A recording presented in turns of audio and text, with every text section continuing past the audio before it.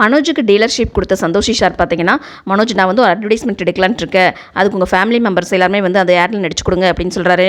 அதை கேட்டீங்க மனோஜுக்கு பார்த்தீங்கன்னா ரொம்பவே சந்தோஷமாக இருக்குது. அது மட்டும் இல்லாமல் நான் வந்துட்டு ஒரு ஆளுக்கு 25,000 தரேன், உங்கள் குடும்பத்தில் இருக்கிற 4 ஜோடிகள் வந்து இதில் நடிச்சு கொடுங்கன்னு சொல்கிறாங்க. இதையே பண்ணிக்கிட்டு வந்து சொல்லிட்டு இருக்காரு.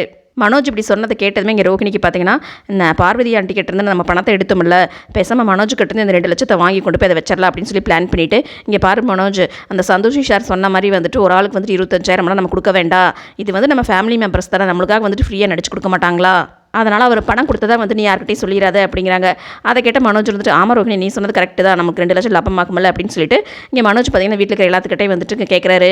அப்போ முத்து இருந்துட்டு, ஏண்டா உனக்காக வந்துட்டு நாங்கள் நடிச்சு கொடுத்துட்டு இருந்தா அப்போ எங்கள் வேலையை பார்க்க வேண்டாமா, அப்போ எங்கள் வருமானம் தாண்டா கிடுது அப்படின்னு சொல்லி சொல்கிறாரு. உடனே மனோஜ் இருந்துட்டு என்னடா எனக்காக இது கூட செய்ய மாட்டீங்களா அப்படின்னு சொல்லிட்டு எல்லாத்தையும் பேசி பார்த்தீங்கன்னா கன்வின்ஸ் பண்ணிடுறாரு. அதுக்கப்புறம் மனோஜோட ஷோரூமில் அட்வர்டைஸ்மெண்ட் ஷூட்டிங் நடந்துட்டுருக்கு. அப்போ அந்த டேரக்டர் பார்த்தீங்கன்னா என்ன எல்லாம் இப்படி நடிக்கிறீங்க, சரியாக நடிகன்னு சொல்லிட்டே இருக்காரு. அப்போவும் இங்கே ஆளுக்கு சொதப்பவும் அவர் டென்ஷன் ஆகிட்டு, சொன்னது மாதிரி உலகமாக நடிக்க மாட்டீங்களா, ஏன் என் உசுரை வாங்குறீங்க அப்படின்னு சொல்லி கத்தவும், அதை கேட்ட முத்து டென்ஷன் ஆகிட்டு, என்னைய நானும் பார்த்துட்டே இருக்கேன், நீ சும்மா ரொம்ப ஓவராக போயிட்டுருக்க, போனால் போதுன்னு சொல்லி சும்மா வந்துட்டு உங்களுக்கு நடிச்சு கொடுத்தா நீங்கள் இதுவும் பேசுவீங்க இதுக்கு மேலேயும் பேசுவீங்களான்னு சொல்லி சத்தம் போடுறாரு.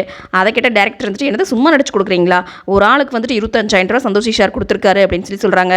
அந்த டேரக்டர் இப்படி சொல்லவும் அதை கேட்டு இங்கே எல்லாத்துக்கும் பார்த்தீங்கன்னா பயங்கர அதிர்ச்சியாகுது. அதுக்கப்புறம் எப்படியோ அட்வர்டைஸ்மெண்ட்டெல்லாம் முடிச்சு விட்டுட்டு இங்கே வீட்டுக்கு வந்துட்டு மனோஜ் பார்த்தீங்கன்னா எல்லோரும் வெளுத்து வாங்கிட்டு இருக்காங்க.